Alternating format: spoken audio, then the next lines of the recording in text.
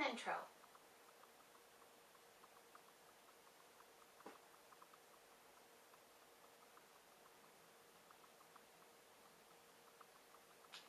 Keep watching, it gets better. Hi guys! So I've been threatening you since forever that I want to do other stuff outside of movie reviews, and this is going to be one of those videos. I want to talk about similarities and differences between fanboys and fangirls. I don't mean to use either of these terms in a derogatory manner. I don't think there's anything wrong with being a fanboy or a fangirl, although at the end of the video I will ask the question, which one of these groups is more annoying.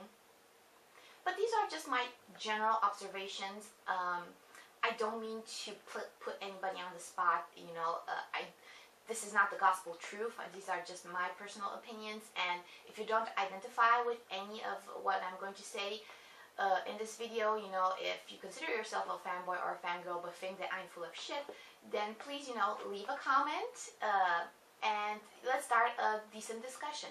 So when I say fanboy or fangirl, I mean somebody who is young. I mean somebody who has a very deep connection to a certain entertainment product that is some form of narrative fiction, for instance, something like a movie, a television show, a book, a comic book, a cartoon show, even a reality TV show, which is kind of fiction, let's face it. This particular connection has to be sustained over a long period of time, and it has to be something that the individual, the fanboy or the fangirl, is free to talk about and can talk about it openly and not feel ashamed by it. Given this basic definition, I want to compare fanboys and fangirls using three basic criteria, and that is loyalty, creativity, and social interaction. So when I say loyalty, I mean how deep the connection to that show is and how sustained it is. And I want to make a distinction here for entertainment products that are geared for girls, stuff that is meant strictly for guys, and stuff that is meant for the general audience. So to give you a basic example, you have Twilight, which is mainly for girls, you have Transformers, which is mainly for guys, and you have stuff like Lost, for instance, which is pretty much for everybody. Something interesting that I've noticed in terms of loyalty is that entertainment products that are meant strictly for girls, young girls especially, eventually girls will grow out of it, in the sense that they will distance themselves from whatever they loved as a young girl. And I can speak from personal experience with Sailor Moon. I believe I was really ever into that. I can still have fond memories about it, but I am no longer a fan of that particular show. It was something for that time in my life, but now it's over. Guys, with fanboys, what you like when you're a kid, you will like forever. You will think that it is awesome forever. Also, in terms of loyalty, the most interesting thing I've noticed is that when it comes to liking a movie or a TV show or anything like that, guys really like the whole thing, and they kind of think in perspective, and they think they like everything about whatever it is that entertainment product has for them, whereas girls, I think, tend to fixate. They find a particular character or they find a particular relationship that they are really passionate about. They will like the whole thing, they will like the whole product, but they will fixate and they will be inspired and they will be passionate about one aspect of that show or that movie or that whatever. For instance, I do reviews for the TV show True Blood, and every time I post a review, it's kind of a lengthy review and I go in a lot of aspects, but most of the comments that the girls that watch the show leave on my reviews deal with either Suki and Bill or Suki and Eric or somewhere in that spectrum, and it's kind of like, when are they going to get together, and they're so good together, and blah blah blah blah.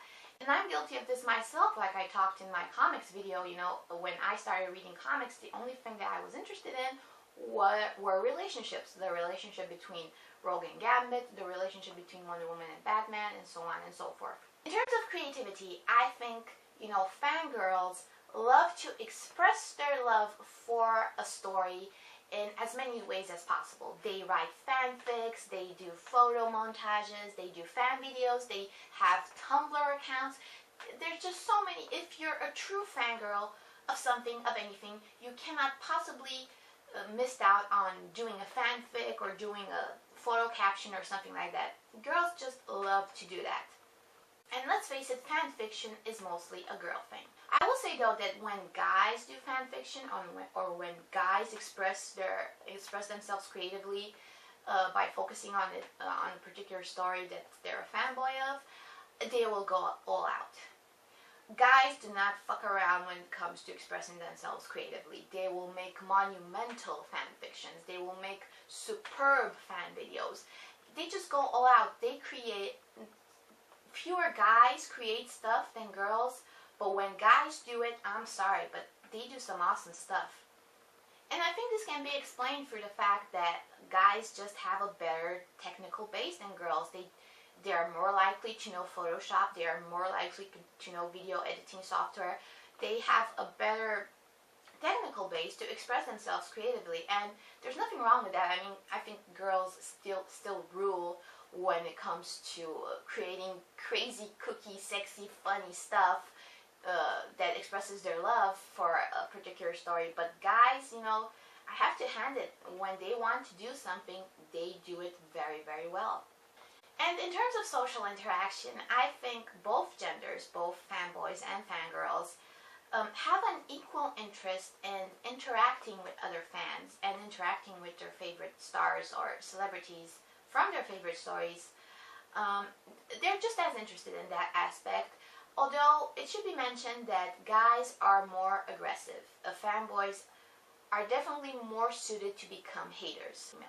Not to say that girls cannot be nasty. Girls can hate, and they can hate irrationally, but what I've noticed is mostly they direct their hate to whatever aspect in that TV show is opposite or against whatever aspect they are fixated on. So, you know, for instance, again, with True Blood, if they are on Team Eric, they will hate Bill Compton with a vengeance. Fangirls have this kind of like tunnel vision because they fixate on something in the story that they like. Guys have more of an aggressive streak, and they're more likely to hate somebody who disagrees with them and turn into a hater, because, you know, if there is that situation where the stuff that you grew up with will always be like the best stuff you've seen in your life, you get the sense that it becomes part of you. So when somebody makes a comment on something that you love, it's kind of a personal attack, and you're more inspired to become aggressive with that person. Whereas with girls, I don't think, you know, girls can watch something like Battlestar Galactica for Starbuck and Apollo, for instance, but they won't really be like science fiction fans. They won't consider themselves to be science fiction fans. So fanboys, you know, because they perceive attacks on their favorite stories as attacks on themselves, they are more likely to be aggressive in their social interaction. So when you ask the question, which are more likely to be annoying, fanboys or fangirls, it's actually a question between, you know, fanboys being very hateful and fangirls being, well, suffering from this tunnel vision where they ignore everything else about a show and just fixate on whatever it is that they like. So it's really a question, which do you find more annoying, malevolence or ignorance?